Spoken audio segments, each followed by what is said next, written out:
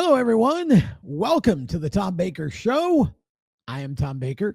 It is great to have you with us, and wherever you are watching us from, we are thankful to have you. We hope that you enjoy the next 45 minutes or so of motorsports conversation. We've got a big show for you tonight, and this show, as always, being presented by Radical Race Gear. If you are a member of a race team, a driver, a crew chief, doesn't matter, and you want your team to look good, this is where you go. RadicalRaceGear.com. They have got full driver gear, customized suits.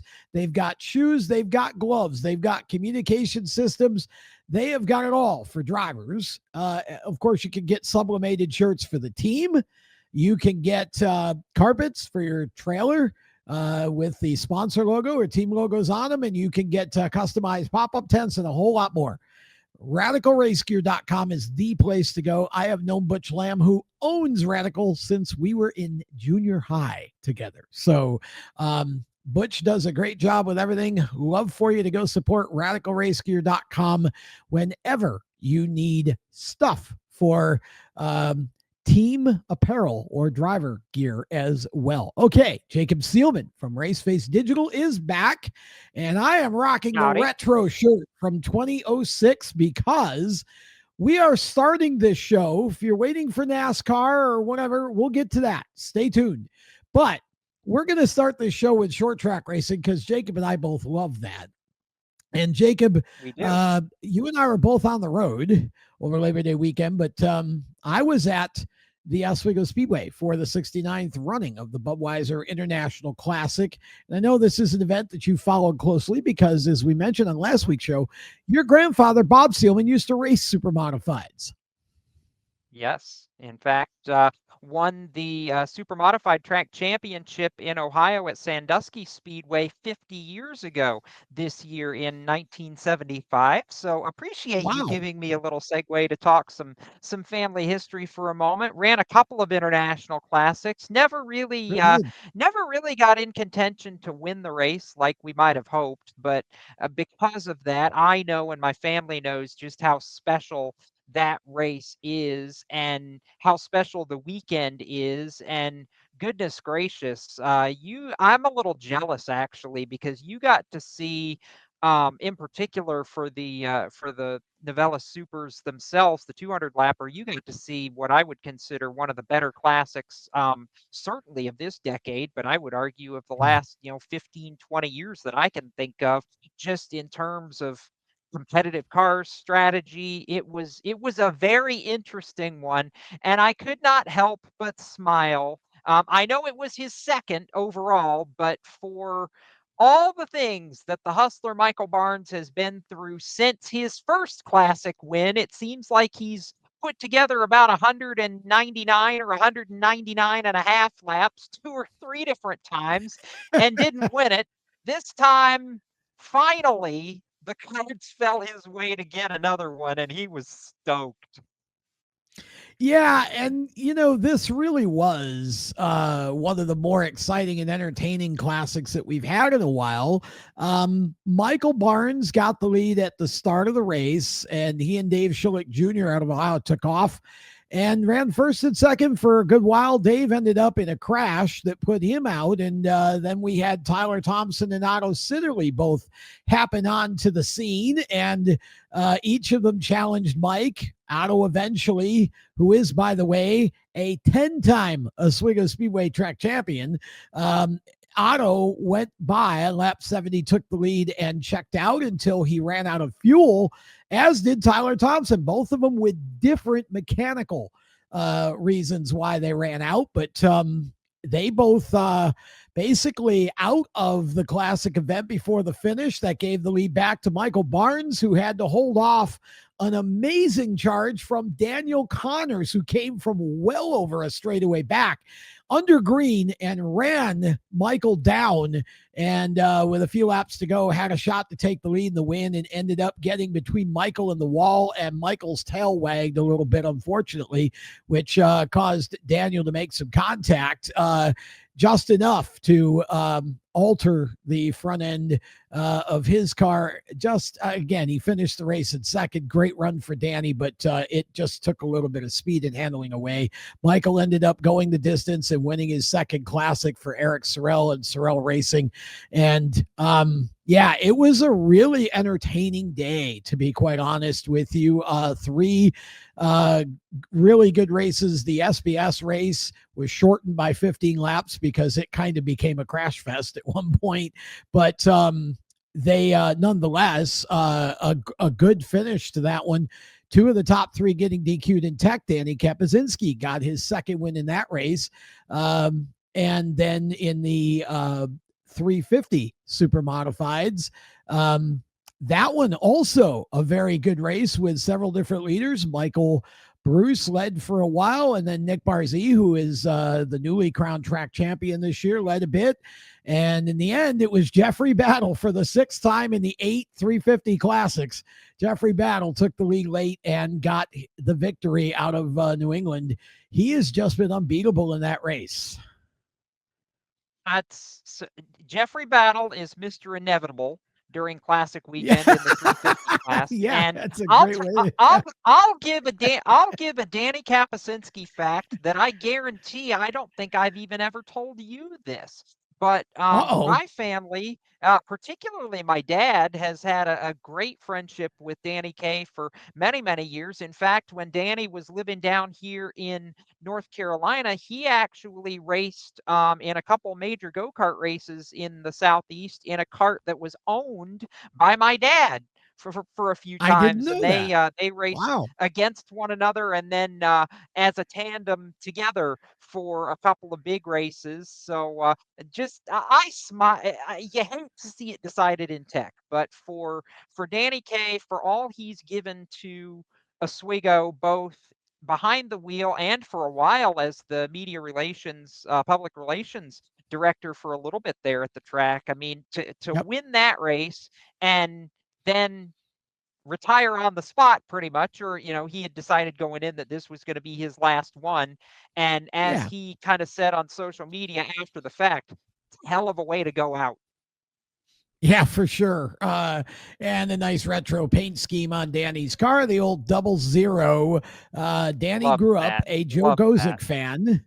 And when he first started racing, the then called limited supers, now small block supers, Danny and his dad had a 00.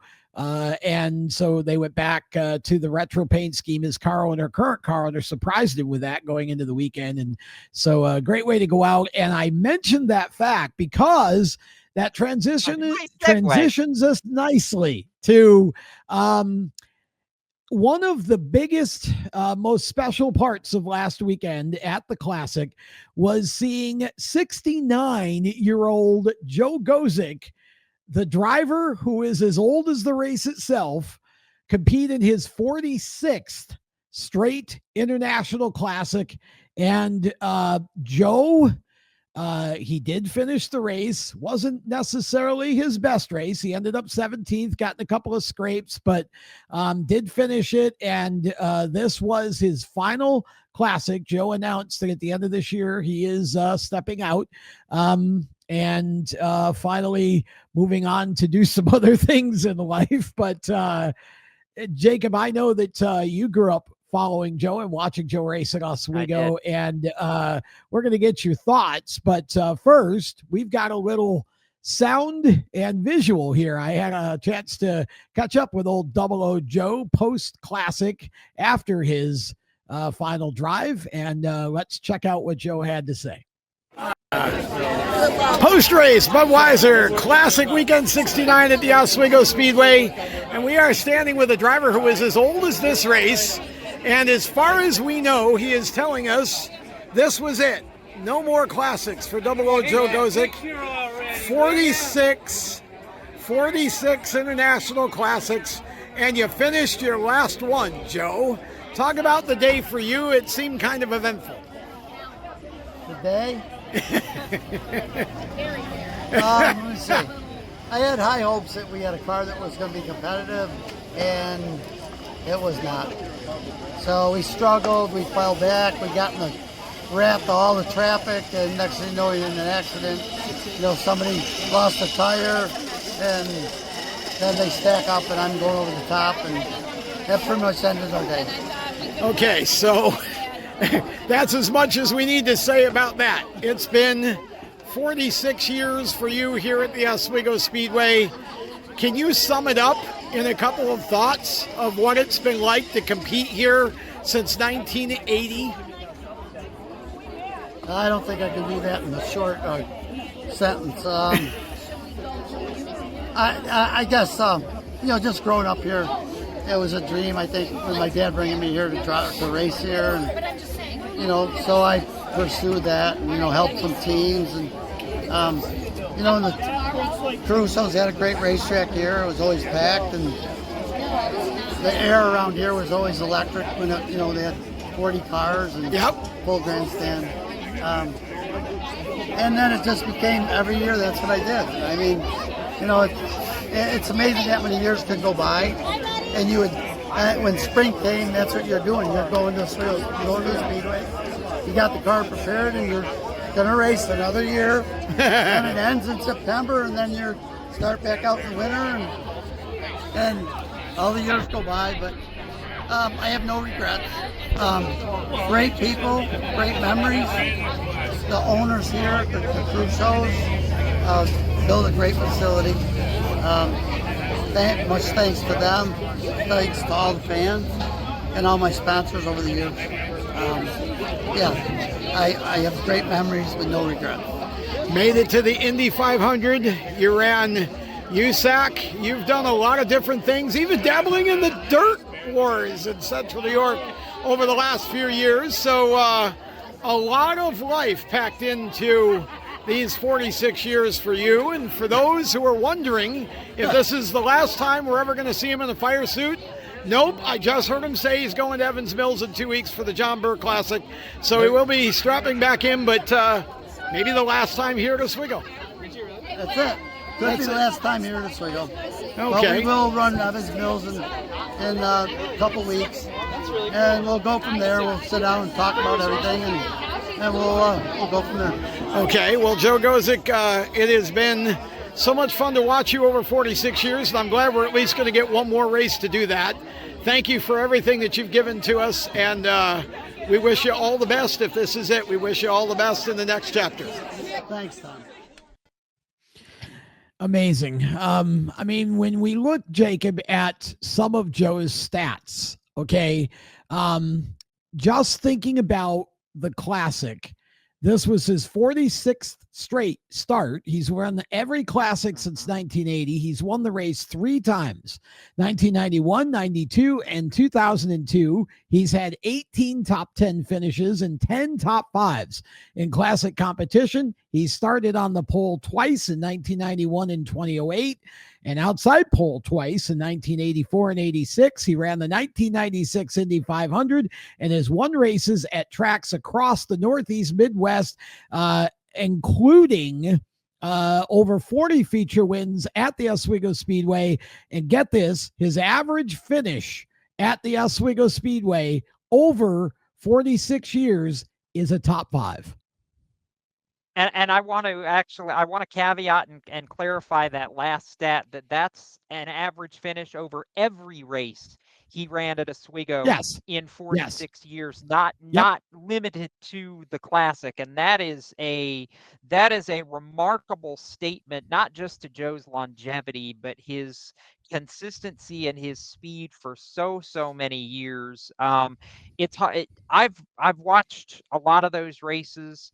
Asphalt Vision, now Flow Racing, has given us the opportunity to see that for around the country and around the world for so many years now. And for as competitive as Joe has been for as long as he's been, nowhere I think was he any better than at Oswego, which is why I think it's fitting that if this is the end, A, that he was able to make it to the checkered flag, but B, just that this is a salute to him. I mean, there are not many people in any form of professional motorsports that are doing this at 69 years old the way Joe Gosek has been. Sammy Swindell is about the only other that comes to mind that has done it as competitively in whatever discipline he's run. I mean, just Yep. my hat's off to Double O Joe. He ran against my granddad for many years. My grandpa Bob always considered Joe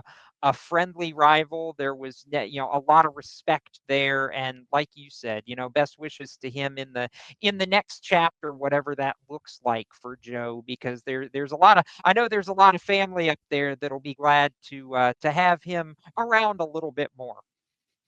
Absolutely. So, yeah, that was just one of the nicest parts of the weekend. Bittersweet for those of us like me that grew up Sure, watching Joe his sure. entire career. He really is the end of an era. Yep. Okay.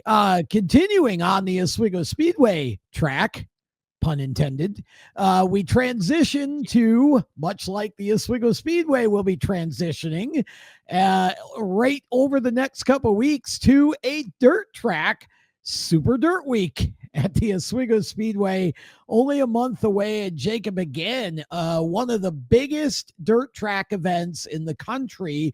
It is about a week long, all told, but multiple days of racing.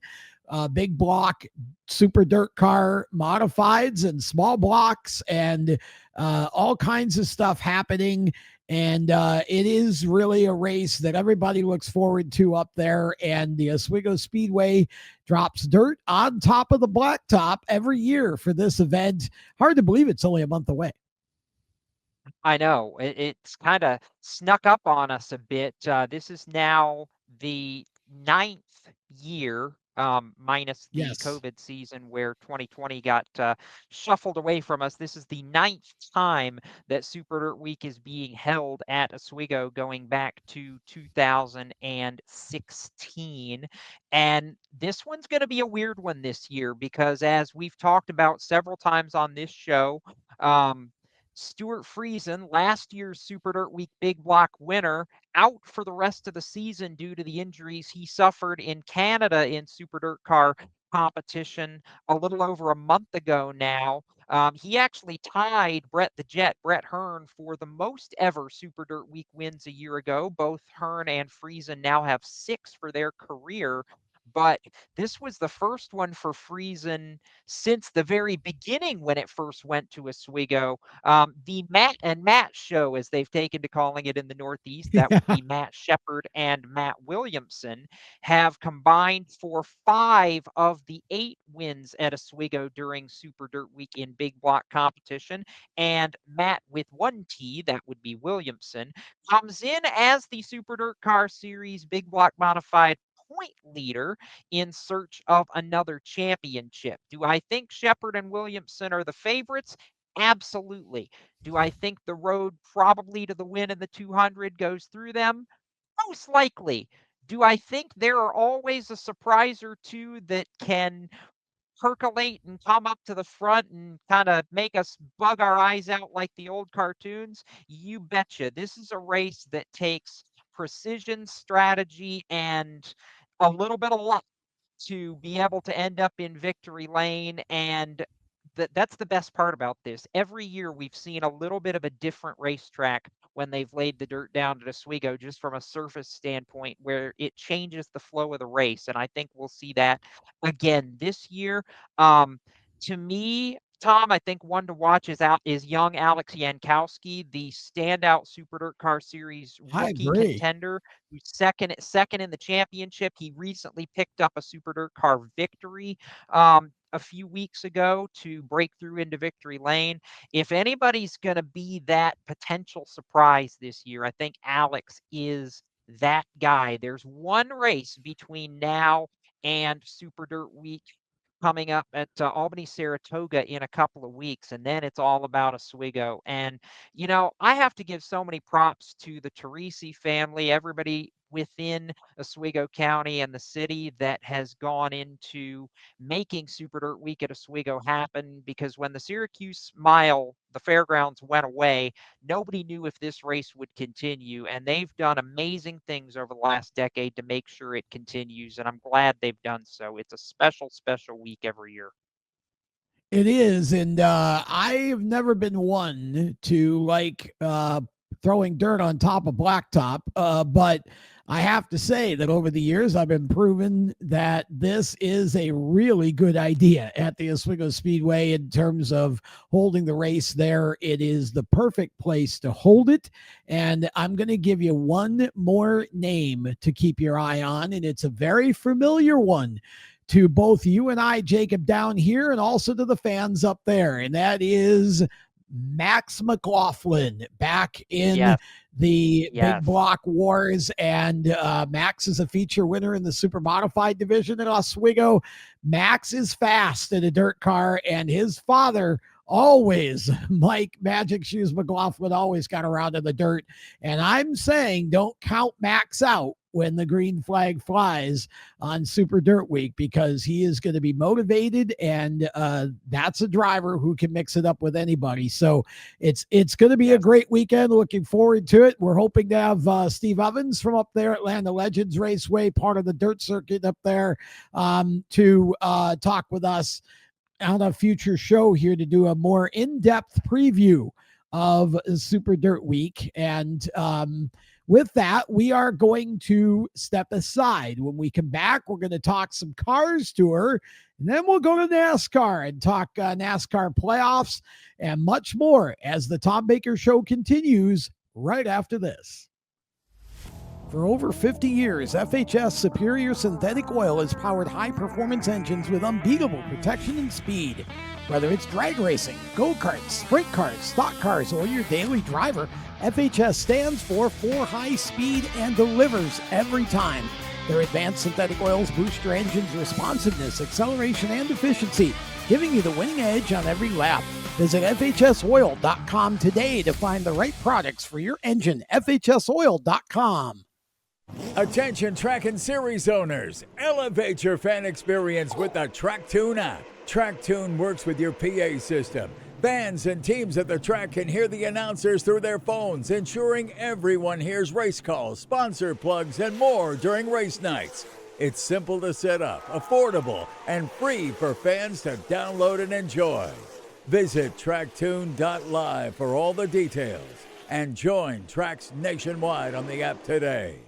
For race fans across the United States, GetInTheStands.com is the place to find racetracks where you live and where you're traveling. Just go to GetInTheStands.com and enter your location. You'll see the tracks within 100 miles of that point, either as a list or on a map. GetInTheStands.com is 100% free to use and mobile friendly. So whether you're on a computer, a tablet, or on your phone, there's no need to download an app. To find racetracks across the United States, open your web browser and head to GetInTheStands.com. GetInTheStands.com, your racetrack directory. Welcome back to the show. We are happy to have you back, and we are staying on the blacktop for the moment. One last piece of short track talk for this show in our main segment, the Cars Tour. We've talked about a couple of the big races up north. Well, the Cars Tour is the big show in the south, Jacob, and Cars Tour, with a couple of races left in the season, has a rather interesting ring to the points battle that connects it in a very interesting way to NASCAR. It does, because of the two teams that are going to battle for this championship. Young Landen Lewis, who's made some NASCAR national starts, now drives in the late model Stock Wars for Kevin Harvick Incorporated, by 1 point right now over Connor Hall, who drives for the Junior Motorsports powerhouse team that once led Josh Berry to a national championship. Those two, kind of youth versus a little bit more experience on Connor Hall's side. It's been such an interesting battle. Landen started the season a little slow, has come on really strong through the summer months. 3 wins. Connor Hall, consistent all the time. They've got 2 races coming up in October at Tri-County and at North Wilkesboro Speedway, which has become the traditional championship venue since it reopened to decide the championship. The way Lewis and Hall have been this year, usually only separated by a couple positions when they both make it to the checkered flag, I fully expect this to go right down to the wire. I like Landen Lewis because he's been patiently aggressive when he has to be, and very wise head on his shoulders. He's had Rodney Childers in his ear as a crew chief this year, and I think that's paid massive dividends for that teenager. I like Double L to close this one out, despite Connor's experience as a former NASCAR National Weekly champion. Well, and I agree with most of what you said. Landen did get a little bit over aggressive and impatient at Hickory in the throwback race. But true. other than that, he's been pretty good. Yeah. I mean, and Connor, of course, is a veteran who really getting a great opportunity this year with Junior Motorsports. And they both made the most of those opportunities. And I think, honestly, either of the two could come out of this on top. And you've still got probably another 15 drivers that could make it very difficult for him in the last few races of the season, because this has been a stacked series this year. And I want to add, too, on the late model stock side, that doesn't count the non-sanctioned race at Martinsville, the Valley Star 300 that comes up in about a month's time as well, amid all of this Cars Tour chatter. So a lot of big late model stock races to close the year that a lot short track fans in this area need to be excited about for sure. Yeah, 100%. Of course, the big 400 at Florence later on in the year. Yep, the South Carolina as 400. well. Oh, yes. Okay, let's transition to NASCAR here and talk just a little bit about Denny Hamlin's victory this past weekend. I love that Denny is sort of playing the villain. He does it so well, picks up the win and yeah, puts himself in the round of 12, much to the chagrin of a number of fans who are not necessarily Denny fans. But I think bigger than that, when we look at the playoffs for the Cup Series, this next race is going to be very interesting, because I'm going to let you talk about your Seelman stat of the week here, because this really is kind of crazy, and yet I find that I'm not totally surprised at what you're about to tell us.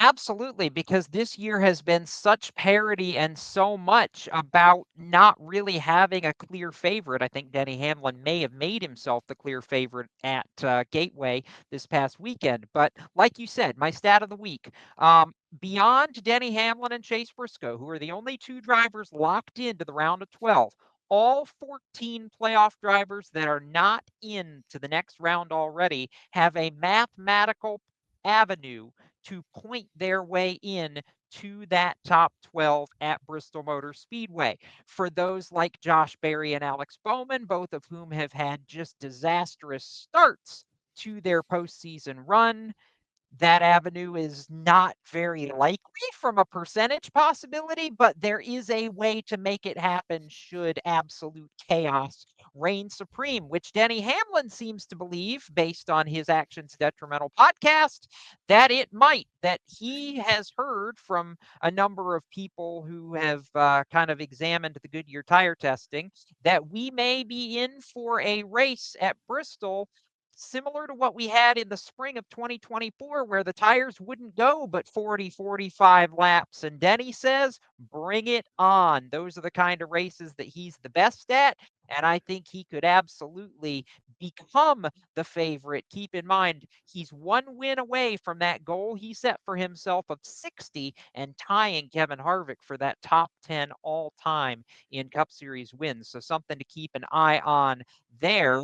Much like the dominant driver in the NASCAR Xfinity Series, to give a pivot point, Connor Zilisch, Mr. Automatic in that division, wins again at Gateway, the 9th time and 10th of his career that he's done that this season. How about this? Pocono in mid-June, Connor Zilisch is 154 points behind Justin Allgaier in 5th place in the regular season standings. He wins 7 of the last 8 regular season races and 8 of the last 11 going back to Pocono to win the regular season title in Xfinity by almost a full race, 53 points over Justin Allgaier. This is the kind of run that we haven't seen from anybody as a regular in this series in the playoff era, and I would argue maybe ever. What Connor Zilisch is doing right now in that tour and in any NASCAR tour is generational. He's the favorite 100% at this point, and the road to the title, if you have a chance to eliminate him, you want to do it, because if he makes it to Phoenix, I believe he absolutely walks off and takes the trophy. Well, I'll tell you, I don't disagree with you. I said to you a few weeks ago on this show that I thought Connor was the clear-cut favorite. I also said, and I will repeat it for those who may not have seen the episode, I will say this again. I do believe that there is a real chance that Connor Zilisch, who has already been announced as the replacement for Daniel Suarez, the Trackhouse 99 for next year's Cup Series championship run, could be the first driver in the history of NASCAR to win an Xfinity championship and a Cup championship in back-to-back years. And for anyone who thinks I'm crazy, if they don't change the system, all Connor's got to do next year is win one race during the regular season, get into the playoffs, and then just point himself well enough to get to the Final Four. And honestly, I think Connor Zilisch is the next big thing. Unlike SVG, who is a master of the road courses but still struggles on ovals, Connor can win on any type of surface. It doesn't matter, I'd say surface, any type of track, from road courses to short tracks to super speedways. I think Connor Zilisch is just an amazing talent. And if he continues to progress, I know Cup is tougher, different car, all of that. He's already proven he can run up front and win in Cup. He is going to be a threat for the championship next year. 2 quick points for me. On the Xfinity side, I want to give due to the final 3 drivers that pointed their way into the postseason. Taylor Gray out of Joe Gibbs Racing, Sheldon Creed from Haas Factory Team, and AM Racing and Harrison Burton, who nobody, even me, had on their bingo card for the playoffs at the beginning of the year. That AM team was 25th in owner points a year ago. They're in the top 12 for the postseason this year. Harrison has done an incredible job alongside veteran crew chief Danny Eflin to elevate that team. I want to give a quick truck mention. They've got 2 races left to end their first round of the playoffs, 2 shorter tracks, Bristol and New Hampshire Motor Speedway. I would look for Front Row Motorsports on those 2 venues. Both Lane Riggs and Chandler Smith at both Bristol and New Hampshire have been incredible the last couple of years. So keep an eye on FRM, even though Corey Heim has been the guy in that series. 2 words for both of those tracks and trucks: Caden, Honeycutt. Keep your eye on the 52 truck. Okay, we're going to take a break. When we come back, we have got more NASCAR conversation and our last lap coming up right after these words. Attention track and series owners, elevate your fan experience with the TrackTune app. TrackTune works with your PA system. Fans and teams at the track can hear the announcers through their phones, ensuring everyone hears race calls, sponsor plugs, and more during race nights. It's simple to set up, affordable, and free for fans to download and enjoy. Visit tracktune.live for all the details and join tracks nationwide on the app today. For over 50 years, FHS Superior Synthetic Oil has powered high-performance engines with unbeatable protection and speed. Whether it's drag racing, go-karts, sprint cars, stock cars, or your daily driver, FHS stands for high speed and delivers every time. Their advanced synthetic oils boost your engine's responsiveness, acceleration, and efficiency, giving you the winning edge on every lap. Visit FHSoil.com today to find the right products for your engine. FHSoil.com.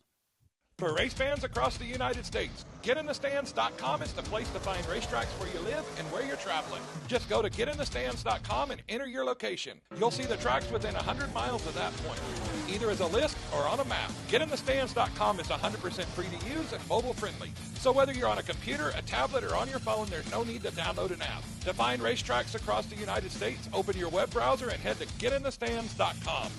GetInTheStands.com, your racetrack directory. Welcome back to the show. And as we get set, it is hard to believe, actually, for me, as fast as the show's gone by, it's already time, Jacob, for our last lap segment. Absolutely. I love when we get to do kind of rapid fire and touch on a bunch of different things towards the end of these shows.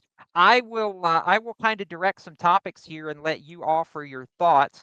My first question to you is, does the road to the Bill France Cup and the NASCAR Cup Series Championship all of a sudden run through Toyota? Because Chase Briscoe and Denny Hamlin have looked no short of dominant the last 2 weeks. Denny getting Toyota's 200th Cup Series win. I think it's important to mention that. So are you going to have to beat a Toyota if you want to win the Cup Championship? Well, as one of my favorite all-time sportscasters, Lee Corso, used to be famous for doing until he retired this year on the college football pregame show, not so fast, my friend. I know Toyota looks good right now, but Hendrick Motorsports is not going to roll over and play dead. In the last I knew, at least for the moment, there are still 4 Hendrick Motorsports cars in the playoffs. And I do believe that as we go forward into round 2, I think you're going to see the Chevrolets and even the Fords come back. Don't forget, we're still going to Phoenix, Jacob. And at Phoenix, it's all about Penske. And if they make it that far, and Joey Logano, it looks like, is going to stick around for a little bit, despite my earlier belief that he would probably be one and done. So I don't know, man. I'm not ready to give this to Toyota just yet. I think Chevrolet and Ford are both going to have something to say about this before we get through. Fair enough. All I'll say to that is it feels right now like it's Denny Hamlin's year. It feels like it's now or never for the driver of the 11. Okay, the Smart Modified Tour raced last weekend at Caraway Speedway in a race that was rain postponed to a Sunday afternoon show. Young Carson Lofton, the son of Brian Lofton, longtime modified racer in this part of the country. Carson wins the race, celebrates in victory lane. Text shed says, "Not so fast, young sir." They found an unspecified, at least to this point, engine infraction that meant a DQ for young Carson Lofton. The Shady Grady Racing team is appealing that decision. I know we don't have a lot of details about this, but your thoughts? I think the biggest thing here is just seeing Carson Lofton come back to a modified race and go to victory lane. He spent so much time in the late models this season, the late model stocks with the Nelson Motorsports team, that I think we forget how good he is in the modifieds, just like his dad.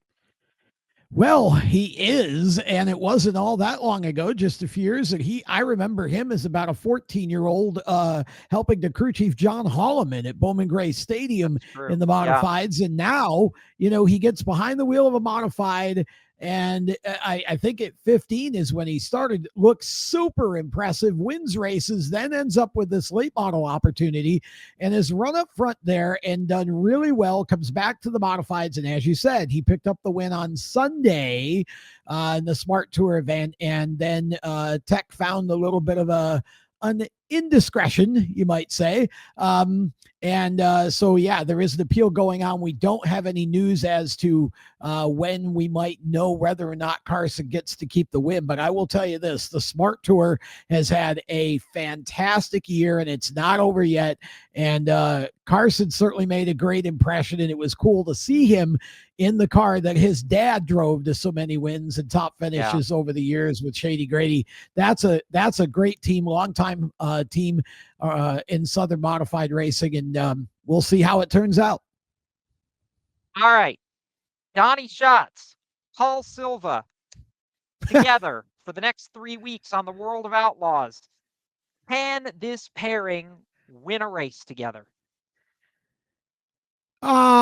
If birds can fly, I'm pretty sure that the answer to that question is hell yeah. Yeah, I think they can. I do believe they can. And again, it's always when somebody gets together for the first time, there's a little bit of chemistry that's got to be formed. But man, that is a top ride, and Donnie's a top driver. That's going to be a big story, and just to watch whether how Donnie finishes out the season. But sure. At least for the West Coast swing, that's going to be a team to watch, Jacob. I really believe it. One quick NASCAR news bullet that we weren't able to get to earlier. Sammy Smith going to be back with Junior Motorsports for 2026, other than Justin Allgaier, who's on a multi-year contract extension. This is the second driver confirmed at JRM next year. He's made the playoffs, but do we think Sammy is ready to take the next step and be a multiple race winner with that team next year? I don't know, Jacob. I want to say yes, but Sammy, it feels to me like Sammy, can he win multiple races? Sure. Is Sammy ready to be a championship contender? I'm not sold yet on Sammy. I think he may need another year of seasoning. I mean, it's, he had a kind of quick ascension up the ranks, and, he's in a series now that's loaded competition wise. And I feel like just like we saw with Sam Mayer with Junior, I think it's going to take him a couple years to really, get things the way that he wants them to be. I could see more than one race win, but I don't know if I want to make him a championship contender just yet. Fair enough. And as we get set to close this show, definitely want to point out we lost two very influential figures in the NASCAR garage over the past week or so. Firstly, super speedway, we'll call him a ringer. He was one of those early super speedway ringers, Phil Barkdahl, who ran 23 NASCAR Cup Series races and never got a top 10, but always ran at Daytona and Talladega. Yeah. Phil passed away about a week ago at the age of 87, just a week before his 88th birthday. And the big one that we found out just before the Gateway race on Sunday, Bill Davis, who was longtime car owner going back to 1993, got a Craftsman Truck Series championship with Johnny Benson in 2008. A lot of people forget that. 5 Cup Series wins, including the 2002 Daytona 500 and a Southern 500 as well, with Ward Burton. Bill passing away at the age of 74. That's a tough loss, Tom. Bill, actually, with my family, was one of the Ford factory teams when we were starting out as Radius Motorsports in the early 90s. He gave us a lot of help early in our tenure. He's going to be missed. He was a great friend to a lot of people in the garage. Well, he was, and obviously best known for giving Jeff Gordon his start in NASCAR with the infamous Baby Ruth Busch Series ride, and Bobby Labonte and many others driving for him. So, it's certainly our thoughts and prayers go out to both the Barkdahl and the Bill Davis families, and we wish all of them peace and comfort in this time of transition. And with that, thank you, Jacob, for helping us again this week. And we are out of here until next time. For more great content, steeringwheelnation.com, at The Wheel Nation on Facebook and Instagram. Until next time on the Tom Baker Show, I'm Tom Baker. Thanks for watching. So long.